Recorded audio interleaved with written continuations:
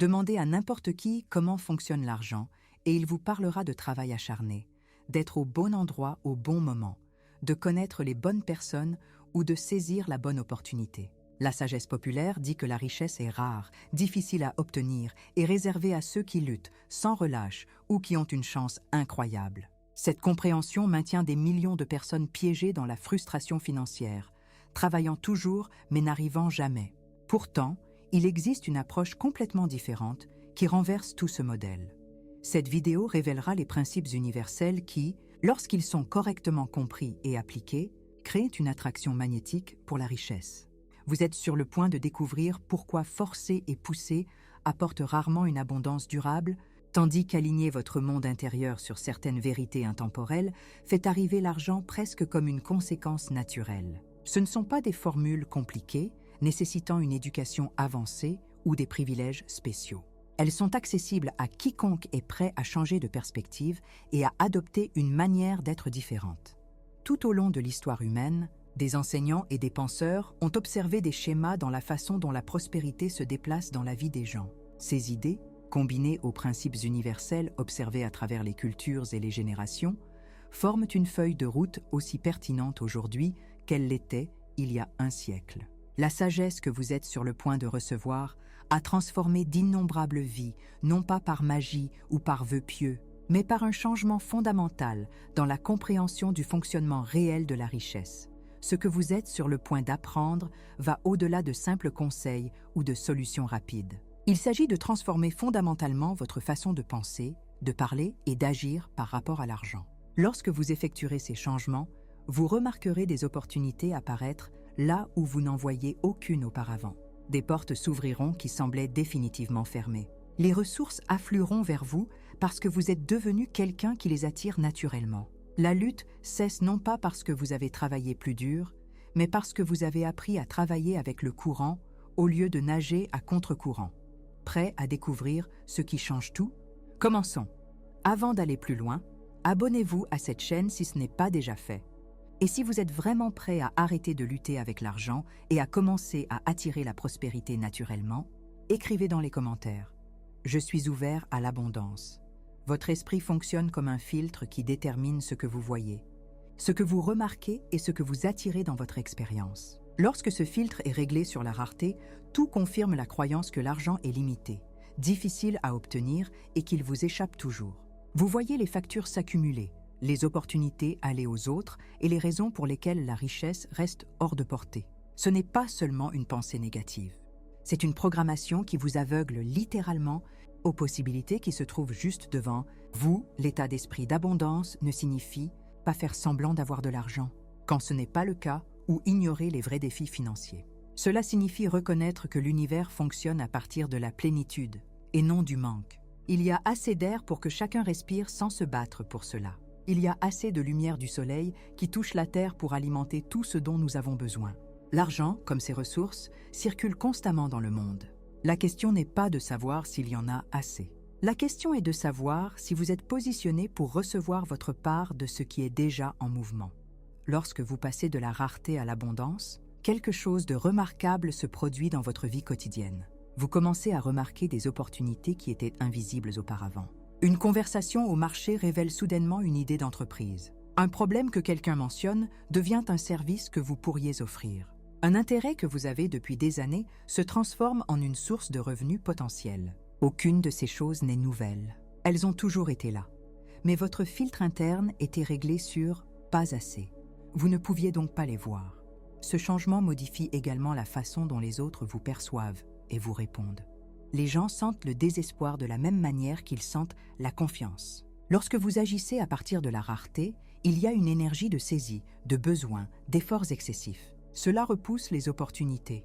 Mais lorsque vous vous comportez avec l'assurance tranquille que l'abondance est naturelle et disponible, les portes s'ouvrent différemment.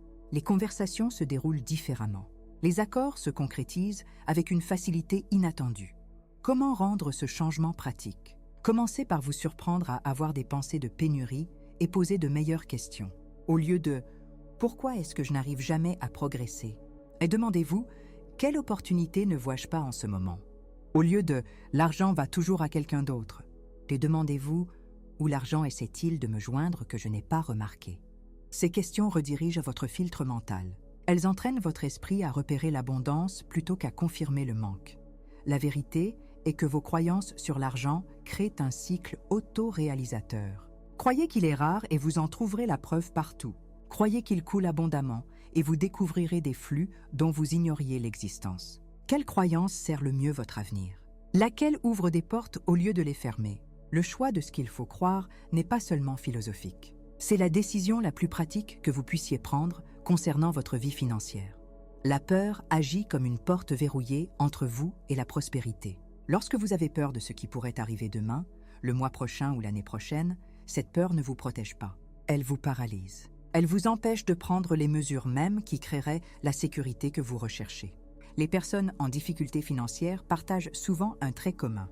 Elles sont terrifiées par l'avenir et cette terreur contrôle chaque décision qu'elles prennent. Cette peur se manifeste d'innombrables façons. Vous ne démarrez pas cette entreprise parce que « et si elle échoue ?» Vous ne demandez pas d'augmentation parce que « et s'ils disent non ?» Vous n'investissez pas dans l'apprentissage d'une nouvelle compétence parce que « et si vous gaspillez l'argent ?» Vous ne changez pas de carrière parce que « et si la nouvelle voie ne fonctionne pas ?» Chaque « et si » est la peur déguisée en prudence, et chacun vous coûte la chance d'aller de l'avant. Pendant ce temps, les mois se transforment en années et vous êtes toujours au même endroit, toujours effrayé, toujours en attente d'une garantie qui ne viendra jamais. Quelle est l'alternative à vivre dans la peur? Ce n'est pas l'imprudence ni l'ignorance des risques réels. C'est la confiance en votre capacité à gérer ce qui arrive. Pensez à tout ce à quoi vous avez déjà survécu dans votre vie. Les ralentissements économiques, les pertes d'emploi, les dépenses imprévues, les plans qui sont tombés à l'eau. Vous êtes toujours là. Vous vous êtes adapté. Vous avez trouvé des moyens de surmonter des situations qui semblaient impossibles à l'époque. Pourquoi l'avenir serait-il différent? Lorsque vous relâchez l'emprise de la peur, vous libérez une énergie mentale et émotionnelle énorme. Cette énergie peut maintenant être consacrée à la pensée créative, à la planification stratégique et à l'action audacieuse. Vous voyez des possibilités au lieu de dangers. Vous prenez des risques calculés au lieu de vous cacher. Vous vous dirigez vers ce que vous voulez, au lieu de fuir ce que vous craignez. Ce changement à lui seul modifie ce qui devient accessible. Voici ce qui compte. La prospérité exige du mouvement, et la peur arrête le mouvement net. Vous ne pouvez pas attirer la richesse tout en étant terrifié de ne pas l'avoir. Les deux états ne peuvent pas coexister. Chaque instant que vous passez dans la peur est un instant où vous repoussez activement l'abondance. L'univers, la vie, l'opportunité, peu importe comment vous voulez l'appeler, répond à votre état d'être dominant. Lorsque cet état est la confiance plutôt que la peur, lorsque vous croyez en des résultats favorables plutôt que de redouter une catastrophe, les circonstances commencent à s'aligner différemment. Pas par magie, mais parce que vous êtes enfin capable de voir et d'agir sur ce qui a toujours été disponible. Les mots que vous prononcez ont beaucoup plus de pouvoir que la plupart des gens ne le réalisent.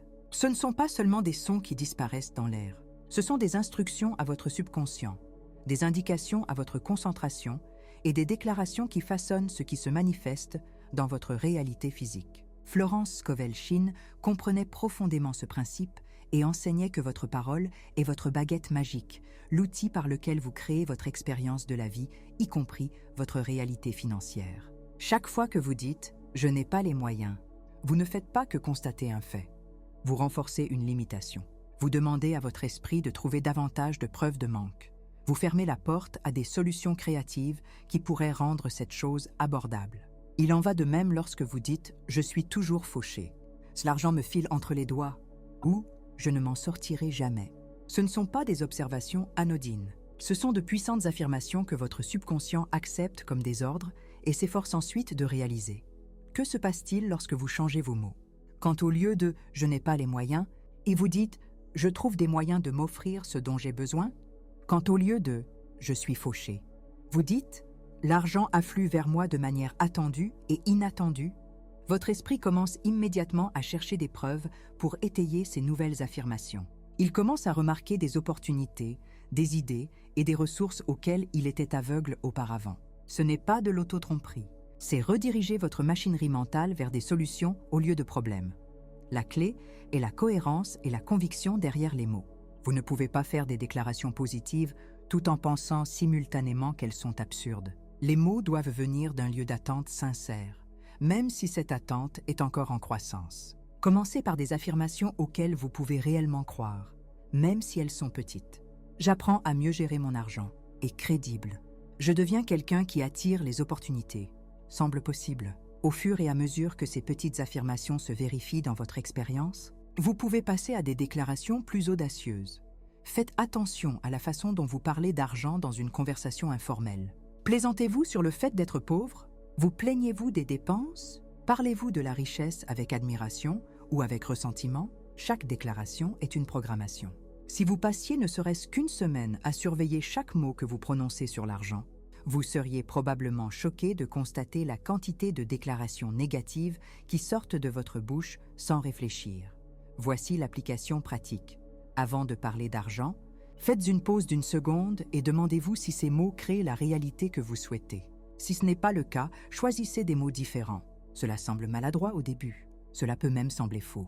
Mais en quelques semaines, vous remarquerez que votre langage par défaut change, et à mesure que votre langage change, votre expérience change avec lui. La personne qui parle de prospérité, même en la construisant, devient quelqu'un que la prospérité trouve. La personne qui parle de manque, même entourée d'opportunités, reste dans le manque. Quelle conversation avez-vous avec l'univers? Vos mots créent déjà votre avenir. La seule question est de savoir ce que vous créez. L'une des plus grandes erreurs que les gens commettent dans la poursuite de l'argent est de se concentrer uniquement sur ce qu'ils peuvent obtenir plutôt que sur ce qu'ils peuvent donner. Ils demandent « Comment puis-je gagner de l'argent ?» au lieu de « Quel problème puis-je résoudre ?» Ils recherchent des opportunités d'extraire de la valeur plutôt que des opportunités d'en créer. Cette approche peut apporter des gains à court terme, mais elle ne construit jamais une prospérité durable. Pourquoi est-ce si important? L'argent est simplement une représentation de la valeur échangée. Lorsque vous fournissez une valeur réelle aux autres, que ce soit par le biais d'un service, d'un produit ou de vos compétences, l'argent circule naturellement en retour. Plus vous créez de valeur, plus l'argent vous recherche. Mais lorsque vous vous concentrez uniquement sur l'accumulation d'argent sans vous soucier de la valeur que vous fournissez, vous essayez de recevoir sans donner. Ce n'est pas ainsi que fonctionne la prospérité. Ce n'est pas ainsi que fonctionne un système durable. Pensez aux personnes avec lesquelles vous voulez le plus faire affaire. Elles se concentrent sur le fait de bien vous servir, de résoudre vos problèmes et d'améliorer votre vie d'une manière ou d'une autre. L'argent qu'elles gagnent semble mérité parce que vous avez reçu quelque chose d'utile en retour. Pensez maintenant aux entreprises ou aux personnes qui veulent clairement votre argent sans se soucier de votre expérience. Vous les évitez. Tout le monde le fait. Le même principe s'applique à votre propre vie financière. Lorsque vous déplacez votre objectif principal vers la fourniture d'une valeur exceptionnelle, plusieurs choses se produisent simultanément. Premièrement, vous devenez meilleur dans ce que vous faites parce que vous essayez sincèrement d'aider les gens. Deuxièmement, votre réputation grandit parce que les personnes satisfaites en parlent à d'autres. Troisièmement, les opportunités se multiplient parce que les personnes qui créent une valeur réelle sont toujours demandées. Quatrièmement, et surtout, l'argent cesse d'être une lutte parce que c'est simplement le résultat naturel de la valeur que vous mettez dans le monde. Cela ne signifie pas que vous travaillez gratuitement ou que vous vous sous-évaluez. Cela signifie que votre question directrice devient « Comment puis-je servir d'une manière qui aide réellement ?» plutôt que « Comment puis-je maximiser ce que j'extrais ?» Lorsque vous fournissez une valeur qui dépasse ce que les gens paient, ils reviennent, ils recommandent d'autres personnes et ils paient souvent plus volontiers. L'argent que vous recevez cesse de ressembler à quelque chose que vous avez dû arracher au monde. Il commence à ressembler à la reconnaissance naturelle de la contribution que vous apportez. Cela ne vous semble-t-il pas une meilleure façon de bâtir une richesse? Les grands rêves de richesse ne signifient rien sans les petites disciplines quotidiennes qui y mènent. La plupart des gens veulent le résultat sans le processus. Ils veulent le million de dollars sans le millier de petites décisions qui le créent. Ils veulent la liberté financière sans la pratique quotidienne de la responsabilité financière. Mais la prospérité ne se construit pas dans des moments dramatiques. Elle se construit dans les choix banals que vous faites quand personne ne regarde. Quelles sont ces petites habitudes? Suivre où va votre argent, même quand il est désagréable de le voir. Économiser quelque chose, même quand c'est une petite somme. Apprendre la gestion financière pendant 15 minutes au lieu de faire défiler pendant 15 minutes. Dire non à un achat impulsif et rediriger cet argent vers un objectif. Examinez votre situation financière chaque semaine au lieu de l'éviter. Aucune de ces actions ne semble significative sur le moment. La plupart d'entre elles semblent ennuyeuses. Pourtant, elles sont le fondement de chaque success story qui semble sans effort de l'extérieur. La personne qui ne peut pas se discipliner dans les petites affaires financières ne gérera jamais de grandes sommes avec succès. Vous avez probablement entendu des histoires de gagnants de loterie qui finissent ruinés en quelques années. Ce n'est pas de la malchance, c'est l'absence de discipline. Ils ont reçu de l'argent sans les habitudes nécessaires pour le maintenir. L'univers, dans sa sagesse, accorde rarement la richesse à ceux qui ne sont pas préparés à bien la gérer. Les petites disciplines que vous pratiquez maintenant vous préparent à l'abondance qui s'en vient. La discipline crée également un élan. Chaque fois que vous honorez un engagement envers vous-même, même un petit, vous renforcez la confiance en soi. Vous vous prouvez que vous êtes quelqu'un qui va jusqu'au bout. Ce changement interne change tout. Vous commencez à croire que vous êtes capable d'atteindre des objectifs plus importants parce que vous avez démontré votre fiabilité dans des objectifs plus modestes. Comment pouvez-vous espérer gérer l'abondance si vous ne pouvez pas gérer ce que vous avez maintenant? La taille de ce que vous gérez n'est pas le plus important. La pratique d'une bonne gestion est ce qui compte. Et cette pratique se retrouve dans les habitudes quotidiennes que la plupart des gens ignorent. Il existe une loi fondamentale qui opère dans l'univers et qui régit le flux de toutes choses, y compris l'argent. Ce que vous envoyez vous revient multiplié. Ce que vous serrez fort et refusez de lâcher reste bloqué. Florence Scovel Shinn a clairement enseigné ce principe. Donnez et vous recevrez, mais pas seulement ce que vous avez donné. Vous le recevez tassé, secoué ensemble et débordant. Ce n'est pas un dogme religieux.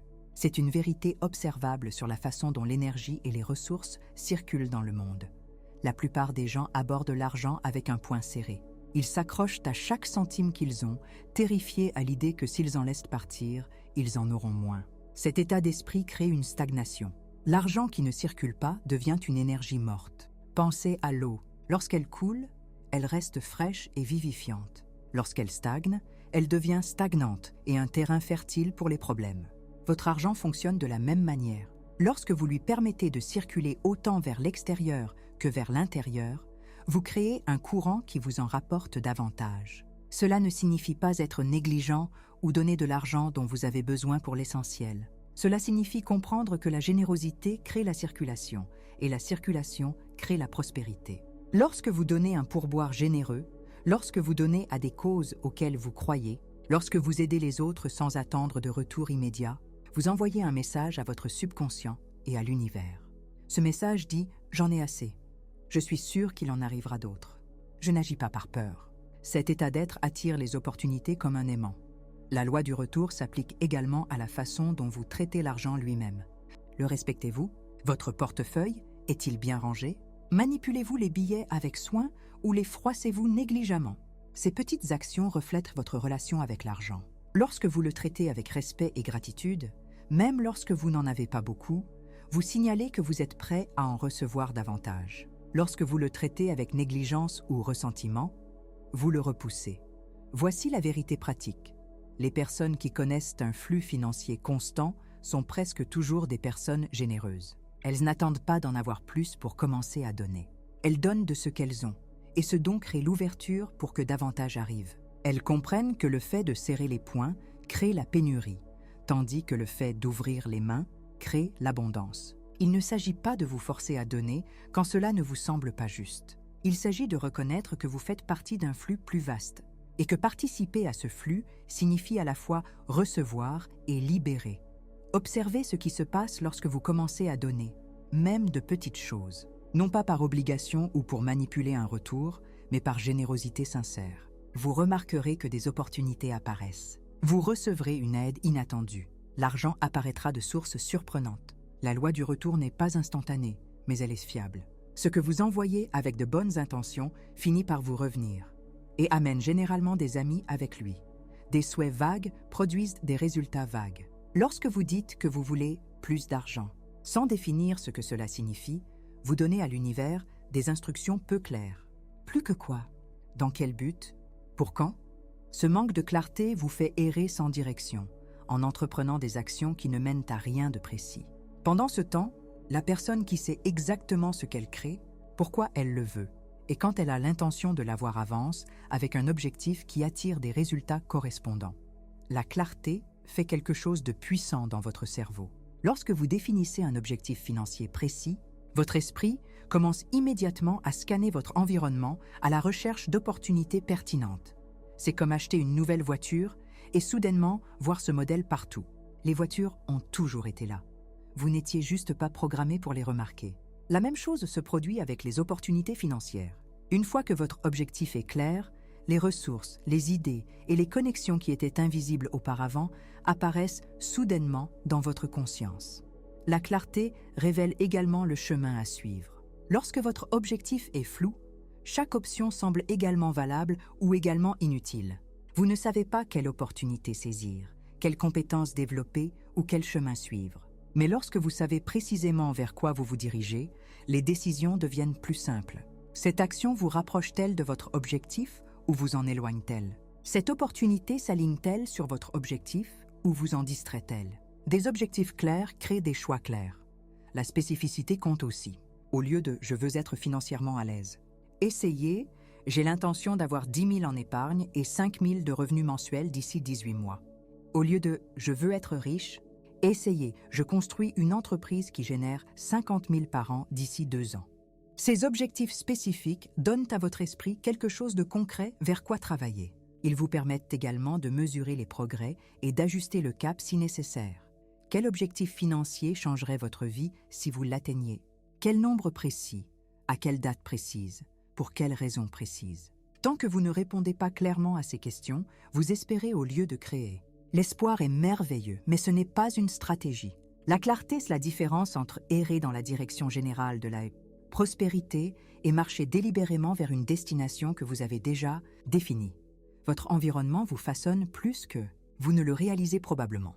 Les personnes avec qui vous passez du temps, le contenu que vous consommez, les espaces que vous occupez, ils influencent tous vos pensées, vos croyances et vos actions concernant l'argent. Si vous êtes constamment entouré de personnes qui se plaignent et qui blâment l'économie, le gouvernement ou les circonstances pour leur situation financière, cet état d'esprit s'infiltre en vous. Si votre espace physique est chaotique et négligé, ce désordre se reflète dans votre vie financière. L'environnement n'est pas qu'un simple décor. Il vous façonne activement chaque jour. Pensez aux conversations auxquelles vous participez régulièrement. Portent-elles sur des problèmes ou des solutions? Renforcent-elles la limitation ou la possibilité? Les personnes qui vous entourent vous incitent-elles à voir grand ou vous poussent-elles à rester petit? Cela compte, car vous adoptez inconsciemment les croyances et les attitudes de ceux avec qui vous passez le plus de temps. Si tout le monde autour de vous pense que l'argent est mauvais, difficile à obtenir ou réservé à certains types de personnes, vous aurez du mal à croire le contraire. Peu importe vos efforts. Changer d'environnement ne signifie pas nécessairement abandonner tous ceux que vous connaissez ou déménager dans une autre ville. Cela peut être aussi simple que de rejoindre des groupes axés sur la croissance, de suivre en ligne des personnes qui partagent leur sagesse sur la prospérité, de lire des livres qui élargissent votre pensée financière ou de créer un espace physique qui reflète l'abondance plutôt que le manque. Même de petits changements créent des modifications notables dans votre état d'esprit. Il en va de même pour les informations dont vous nourrissez votre esprit. Consommez-vous des nouvelles qui vous rendent craintif quant à l'économie? Regardez-vous du contenu qui renforce la lutte? Ou choisissez-vous délibérément des informations qui vous éduquent sur l'argent, inspirent la possibilité et vous montrent des exemples de ce qui est réalisable? Votre esprit croit ce que vous lui dites à plusieurs reprises et votre environnement vous dit constamment quelque chose. Qui devenez-vous lorsque vous vous entourez de personnes qui croient en la prospérité, qui assument la responsabilité de leurs résultats et qui créent activement la vie qu'elles souhaitent? Vous devenez quelqu'un capable de faire de même. Qui devenez-vous lorsque vous organisez votre espace, respectez vos biens et créez de la beauté autour de vous? Vous devenez quelqu'un de prêt à recevoir davantage. Votre environnement soutient votre croissance financière ou la sabote. Lequel des deux est-ce en ce moment? Le désespoir repousse les choses même que vous désespérez d'obtenir. Lorsque vous agissez par anxiété, en essayant de forcer les résultats, en forçant trop ou en saisissant des opportunités, les gens le ressentent. Ils se rétractent. Les accords s'effondrent. Ce qui semblait prometteur s'évapore. Ce n'est ni personnel ni injuste. C'est la réaction naturelle à une énergie qui semble mauvaise. L'anxiété diffuse le besoin, et le besoin met les gens mal à l'aise. Cela les amène à se demander s'ils veulent s'engager avec vous. Agir sans anxiété ne signifie pas que vous ne vous souciez pas des résultats. Cela signifie que vous faites suffisamment confiance au processus pour laisser les choses se dérouler naturellement. Vous faites votre offre sans attachement à la réponse. Vous agissez sans vous obséder sur le résultat. Vous poursuivez des objectifs tout en restant calme dans le moment présent. Cet état de concentration détendue est celui où vos meilleures décisions se prennent et où les opportunités se présentent le plus facilement. Pensez à ce que vous ressentez en présence d'une personne calme et confiante par rapport à une personne visiblement stressée et désespérée. La personne calme inspire confiance. Vous voulez travailler avec elle, l'aider et la voir réussir. La personne désespérée déclenche la prudence. Vous craignez d'être entraîné dans son chaos. Vous remettez en question son jugement. Vous hésitez à vous engager. Votre propre énergie fonctionne de la même manière sur les autres. L'anxiété obscurcit également le jugement. Lorsque vous êtes anxieux à propos de l'argent, vous prenez de mauvaises décisions.